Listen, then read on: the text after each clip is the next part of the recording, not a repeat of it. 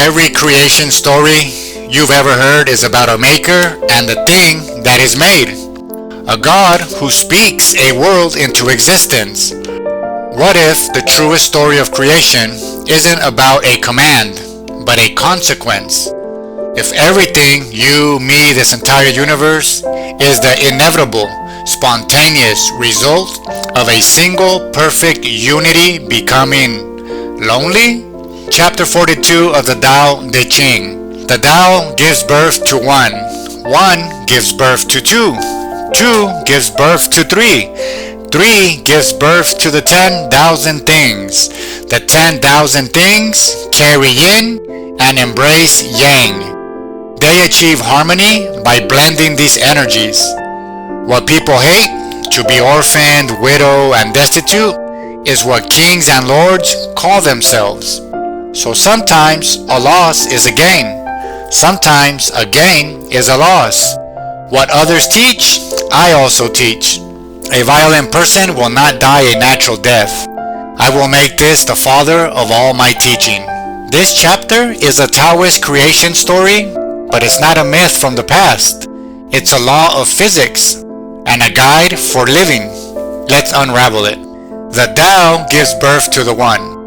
The One gives birth to two. Two gives birth to three. Three gives birth to the 10,000 things. This is the cosmic process. The Tao, the ineffable, unameable source, first manifests as one, undifferentiated, unified existence. This one, in its perfection, generates polarity. Two, this is a primordial duality, yin and yang, light and dark, active and receptive. But creation doesn't happen from just two opposing forces staring at each other. The magic is in the three. This is the dynamic, interactive relationship between yin and yang. It's the empty space between them.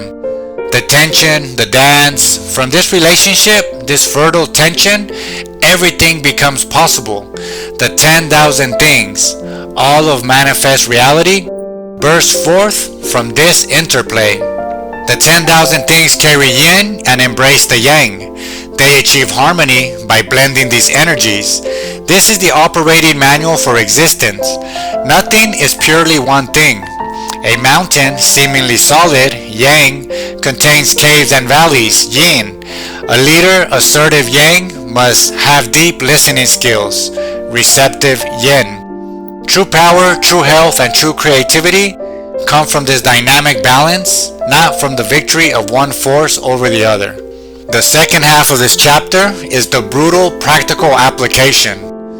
Lao Tzu points out that the most powerful rulers call themselves the orphaned, the widowed, and the destitute. Why? Because they are embodying humility of yin to balance the immense yang of their power. This is the core paradox. A loss is a gain is a loss. By acknowledging their weakness, a seeming loss, they gain the mandate of heaven, the loyalty of the people. To cling only to gain, to power, or to yang, to be a violent person who forces their will, is to violate the harmonious laws of the Tao. Such a person will not die a natural death. Their system, their reign, their very life will be torn apart by its own imbalance. This profound framework of unity, duality, and harmonious relationship is a universal archetype. In Gnosticism, cosmology eerily echoes this emanation. The ultimate alien, God, the Tao, gives rise to the aeons, the One. Through a process of disturbance or longing, a flaw appears, often embodied as a demiurge, a polarized, ignorant force akin to the two, who then creates the material world, the 10,000 things. The Gnostic goal is to recognize a spiritual spark within, the remnant of the One, and transcend the flawed duality of the material realm.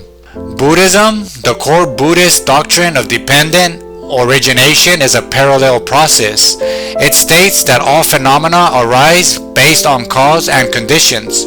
Nothing exists independently. This is a detailed mapping of how the 10,000 things come into being through relationship, the three. Furthermore, the concept of non-duality, advaita, points to a truth beyond the illusion of separate opposites, the two, leading back to a unified understanding of reality. Many indigenous worldviews, philosophies, such as the Iroquois concept of the good mind, are founded on the principle of complementary dualities needing balance: sky world and earth world, plant and harvest, human and nature. These are not warring opposites, but partners in a sacred reciprocal relationship that sustains the whole. This is the living practice of blending yin and yang to achieve harmony. In Stoicism, the Stoic ideal of living in accordance with nature is to align with the rational generative logos, which can be seen as the ordered expression of the One, Tao. The Stoic sage accepts both prosperity and hardship, yin and yang, with equal equanimity, understanding they are both part of the whole. To violently resist fate is to be the violent person who dies a spiritual death through their own passion and imbalance. Modern liberation message: how does this ancient creation story dismantle the modern prison? Our systems are built on the worship of a toxic, unbalanced yang. The antidote? This philosophy is the ultimate antidote to a world that prizes endless growth, yang, over sustainability, yin, force over receptivity, and individual gain over communal harmony. The search for outer salvation through more is a desperate attempt to live in the two without the balancing three. It's accumulation without relationship, leading to isolation and emptiness. Understanding that you are a unique manifestation of the 10,000 things meant to balance your inner yin and yang ends the futile chase. We find salvation in inner harmony, not outer accumulation. A society of individuals who understands balance cannot be controlled. Consumerism requires to feel imbalanced, lacking, insecure, never enough.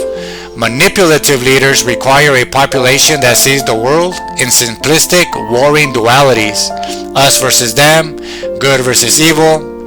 This knowledge, which reveals the interconnectedness and necessary balance of all things, dissolves these control mechanisms. It empowers people to seek harmony rather than domination. We apply this by building lives and communities that honor the dance of yin and yang, reject the cult of burnout, pure yang, by fiercely protecting time for rest, family, and introspection, yin. See this not as laziness, but as an essential counterweight that makes productive time truly sustainable. Support circular economies and local communities that model the three: harmonious relationship between producer, consumer, and environment, instead of the linear extractive model that only takes, yang. In conversations, practice the yang of stating your view and the yin of deep, genuine listening. Seek the third way, the synthesis that is better than either original position. Personal acceptance. Embrace your own inner yin and yang, your strength and your vulnerability, your action and your stillness. Stop fighting parts of yourself and learn to blend them into the unique harmony that is you. You are not a mistake in a modern universe. You are a unique and necessary note in a cosmic symphony that began with a single silent pulse. Your life's purpose is not to conquer the world, but to balance it within yourself and in your relationship with all things. Stop trying to be only light or only dark. Learn the dance, for in that harmonious blend, you will find a creative power that gave birth to the stars themselves.